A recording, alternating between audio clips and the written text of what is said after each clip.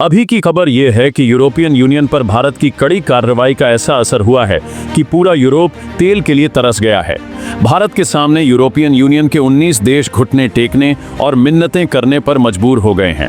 उन्होंने भारत से माफी मांगी है और अब लगातार भारत के पक्ष में बातें करना शुरू कर दिया है। भारत ने दुनिया को एक ऐसा आईना दिखाया है जिसका इंतजार शायद यूरोपियन यूनियन को अब तक बेसब्री से नहीं रहा होगा। यूरोप में सूनी सड़कें, खड़ी गाड़ियां और वीरान पेट्रोल पंप दिख रहे हैं। वहां ऐसा हाहाकार मचा है जैसी तस्वीर यूरोप ने कई दशकों पहले देखी थी। ये कोई युद्ध नहीं है, बल्कि भारत से भिड़ने का यूरोप को एक बड़ा सबक मिला है। ये उसी का नतीजा है जिसे अब पूरा यूरोप भुगतने को मजबूर है। भारत ने एक के बाद एक ऐसे कड़े कदम उठाए हैं जिससे पूरा यूरोपियन यूनियन तिलमिला गया है और भारत की तरफ से उठाए गए कदम अभी भी रुकने का नाम नहीं ले रहे हैं। भारत ने साफ कह दिया है कि यह तो अभी शुरुआत है, इसका खामियाजा यूरोपियन यूनियन के लिए और भी ज्यादा भयावह होने वाला है, क्योंकि भारत ने एक के बाद एक 3 बड़े एक्शन भी लिए हैं। इन एक्शन की वजह से महज 48 घंटों के भीतर यूरोप की चकाचौंध थमसी गई है। लंदन से लेकर पेरिस तक, बर्लिन से लेकर एम्स्टर्डम तक सड़कों की हर गली में गाड़ियों की कतारें जरूर हैं, पर उन गाड़ियों में न तो पेट्रोल है और न ही डीजल। इस वजह से वहां भीषण जाम जैसी स्थिति बन चुकी है। जिस देश को अब तक यूरोपियन यूनियन कमजोर और उसके इशारों पर दब जाने वाला देश समझ रहा था, उस देश ने अब उसे अपनी ताकत दिखा दी है। अब यूरोपियन यूनियन को साफ पता चल गया है कि भारत पूरे विश्व में वैश्विक तेल आपूर्ति श्रृंखला को नियंत्रित करता है, चाहे वह तेल को खुद परिष्कृत करके हो या उसे दुनिया के अलग अलग कोनों तक पहुंचाने का काम हो। भारत तेल का बादशाह बनने के साथ ही अपनी असली ताकत से एक झटके में यूरोपियन यूनियन का पूरा खेल पलट कर रख दिया है। अब एक दो नहीं, वास्तु वास्तु वास्तु समझ में नहीं आता है क्या है वास्तु। क्या आप जानते हैं हमारे जीवन पे ग्रहों का जिस तरीके से प्रभाव, अब एक दो नहीं बल्कि यूरोपियन यूनियन के 27 देशों में से 19 देश भारत के सामने घुटने टेकने को मजबूर हो गए हैं। इन 27 में से 19 देशों में अंदर ही फूट पड़नी शुरू हो चुकी है। बताया जा रहा है कि यूरोपियन यूनियन के 19 देशों ने भारत के खिलाफ लगाए गए प्रतिबंधों से अपना समर्थन वापस लेते हुए भारत से फिर से व्यापार और तेल की खरीद शुरू करने का फैसला लिया है। साथ ही यूरोपियन यूनियन की 20वीं सभा के बीच भारत पर लगाए प्रतिबंध के दस्तावेज, उन कागजों को भी फाड़ दिया गया जो भारत पर प्रतिबंध लगा रहे थे। इस पूरे घटनाक्रम के बीच यूरोपियन यूनियन की उर्सुला वॉन डेर लेयन तब हतप्रभ रह गईं जब यूरोपियन यूनियन के अंदर ही भारत को लेकर आपसी फूट के सवाल उठने शुरू हो चुके हैं। कई देश ये मान रहे हैं कि उन्हें भारत के साथ किसी भी तरीके से अब व्यापार शुरू करना होगा, तो वहीं कई देश अभी भी इसी जिद पर अड़े हुए हैं। लेकिन भारत ने आगे जो कदम उठाया है उसे सुनने के बाद अब यूरोपियन यूनियन के होश उड़ चुके हैं। दरअसल भारत ने अब एक के बाद एक प्रगतिशील कदम उठाते हुए अपने प्रतिबंधों को और भी आगे बढ़ा दिया है। इस प्रगतिशील कदम का मतलब ये है कि भारत ने साफ किया है कि यूरोपियन यूनियन जितनी देर करता जाएगा, भारत की तरफ से यूरोपियन यूनियन पर तेल बेचने को लेकर लगाए गए प्रतिबंध और बढ़ते जाएंगे। साथ ही यूरोपियन यूनियन के अंदर दरअसल पूरा मामला क्या चल रहा है और भारत ने कैसे सिर्फ 4 दिनों के अंदर अंदर यूरोप में ब्लैकआउट जैसी स्थिति पैदा कर दी है, जिसे दुनिया की महाशक्ति अमेरिका भी नियंत्रित नहीं कर पा रहा है। अगर हम विश्व मानचित्र में देखें तो यूरोपियन यूनियन की वास्तविक भौगोलिक स्थिति ऐसी जगह पर है जहां से वह अमेरिका से भी सीधे तेल आयात कर सकता है और रूस से भी सीधे आयात कर सकता है, लेकिन उसके लिए भारत का रास्ता सबसे आसान पड़ता है। और भारत ने अब क्या किया है? दरअसल यूरोपियन यूनियन को तेल निर्यात करने वाले देशों में भारत अकेले 45% से ज्यादा की हिस्सेदारी रखता है, और इसके बावजूद भारत के बाद लगभग 8 देश ऐसे हैं जो 10, 15 और 20% तक की हिस्सेदारी यूरोपियन यूनियन को तेल आपूर्ति करने वाले देशों में शामिल हैं। यानी कि अगर मोटे तौर पर बात की जाए तो यूरोपियन यूनियन को तेल आपूर्ति करने वाले देशों में से 2 गुना से भी ज्यादा मात्रा भारत अकेले आपूर्ति कर रहा है। ऐसी स्थिति में भारत के जिन छायादार जहाज़ों पर यूरोपियन यूनियन ने प्रतिबंध लगाया है, वही छायादार जहाज़ पूरे यूरोपियन यूनियन से लेकर कई देशों को तेल की आपूर्ति निर्धारित करते हैं, और इन्हीं भारत के जो छायादार जलपोत हैं उन पर प्रतिबंध लगाने के बाद भारत ने पूरे के पूरे जो मार्ग हैं यूरोपियन यूनियन को जाने वाले तेल की आपूर्ति के मार्ग को ही मोड़ दिया है, और भारत ने अपने तेल को अफ्रीकी देशों की तरफ मोड़ दिया है। ऐसा करने का साफ मतलब ये है कि अफ्रीका में कई ऐसे देश हैं जो भारत से तेल खरीदना चाह रहे थे और इसी वजह से भारत ने सीधे तौर पर अपने तेल निर्यात को प्रभावित किया है। भारत ने यूरोपियन यूनियन को जाने वाले अपने प्रसंस्कृत कच्चे तेल की जगह पर प्रसंस्कृत तेल यानी कि अपना ईंधन तेल के 40% हिस्से को मोड़ दिया है। भारत ने महज 60% की आपूर्ति अभी भी जारी रखी है। लेकिन अब बात में यही ट्विस्ट आता है कि भारत ने 40% तेल तो अफ्रीकी देशों को भेजा, लेकिन 60% अभी भी भारत यूरोपियन यूनियन को ही मुहैया करा रहा है। इसके बावजूद यूरोपियन यूनियन में संकट जैसी स्थिति क्यों बन चुकी है? दरअसल यूरोपियन यूनियन में हाल ये है कि यूरोपियन यूनियन में 27 देश मौजूद तो जरूर हैं, लेकिन इन देशों के पास तेल यानी कि कच्चा तेल या फिर प्रसंस्कृत परिष्कृत तेल का कोई ऐसा स्रोत नहीं है जिसे वे अत्यधिक भंडारित करके लंबे समय तक चला सकें। ऐसे में वे भारत की तरफ से दैनिक रूप से पहुंच रहे जहाज़ों पर ही निर्भर रहते हैं। और इन सब चीज़ों पर अगर ध्यान दिया जाए तो सीधे तौर पर भारत ने 40% की कटौती करके तेल संकट जैसी स्थिति खड़ी कर दी है। हालांकि आप खुद सोचिए कि भारत ने अभी सिर्फ 40% तेल ही भेजना कम किया है, तब यूरोप का यह हाल है। लेकिन अगर भारत इसे 80 या फिर 60% कर देता है तो यूरोप में तेल की कीमतें लगभग 8 गुना तक ज्यादा बढ़ने की उम्मीद बताई जा रही है। और इसी चीज से वहां की जनता ने अब इस पर विरोध भी शुरू कर दिया है।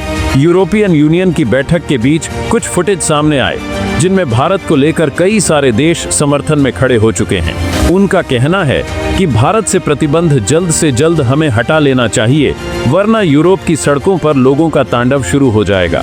हालांकि इसको लेकर बता दें कि यूरोप में लोगों ने इस पर विरोध भी शुरू कर दिया है। यूरोप की जनता सड़कों पर उतर आई है। कहा जा रहा है कि कई देशों की संसदों पर संकट और आपातकालीन चर्चा भी चल रही है कि या तो भारत से तेल मंगाओ या फिर कुर्सी छोड़ो। ऐसा विपक्ष सवाल उठाने और दागने उन्हीं पर शुरू कर चुके हैं। यानी कि भारत से पंगा लेने के चक्कर में इन सभी देशों को अपने विरोधियों से खतरा बढ़ चुका है। और अब इस पूरे घटनाक्रम के बीच में भारत ने यह भी कहा है कि यूरोपियन यूनियन भारत पर जितनी देर इन प्रतिबंधों को हटाने में पूरा यूरोपियन यूनियन लगाएगा, भारत की तरफ से जा रहे तेल की आपूर्ति और ज्यादा कट की जाती रहेगी।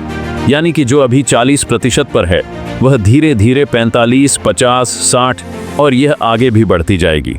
अब तक यूरोपियन यूनियन को यह लग रहा था कि अगर वह भारत के ऊपर प्रतिबंध लगाएंगे तो भारत जिस कीमत में उन्हें तेल दे रहा है उससे भी सस्ती कीमत में भारत उन्हें तेल की आपूर्ति करेगा।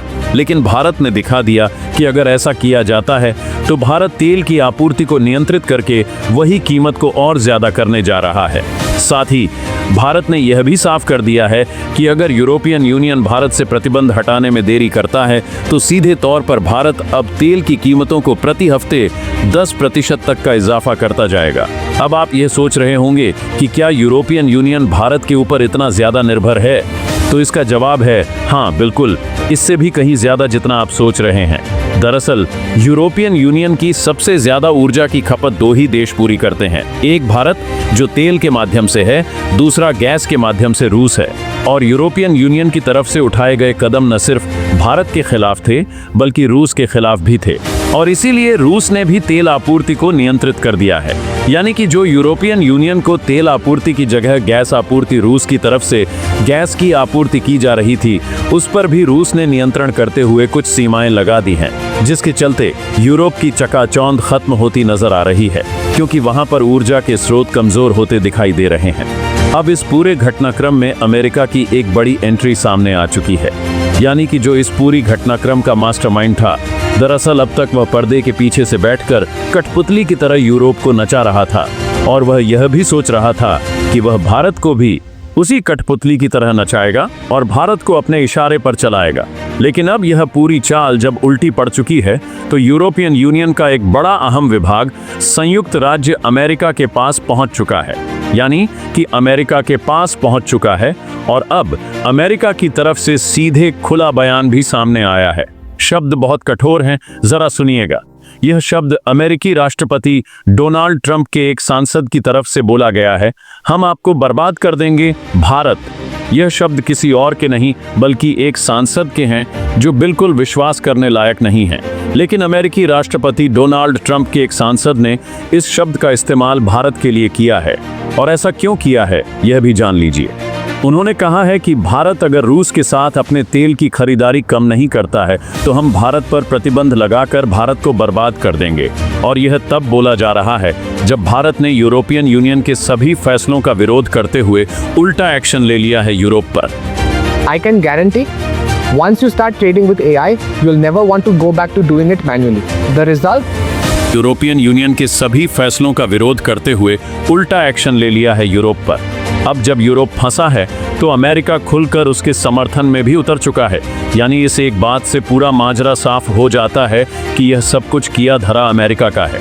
लेकिन अब सवाल आपका यह भी उठेगा कि आखिरकार इससे अमेरिका को ऐसा करने से क्या लाभ है, अमेरिका को इससे क्या फायदा होने वाला है।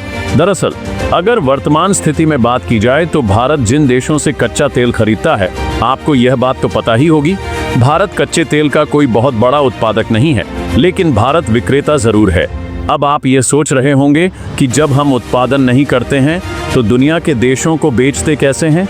दरअसल भारत दुनिया के कई देशों से कच्चा तेल खरीदता है और उसी कच्चे तेल को परिष्कृत करके दुनिया के कई देशों को सस्ते दामों पर बेचता है।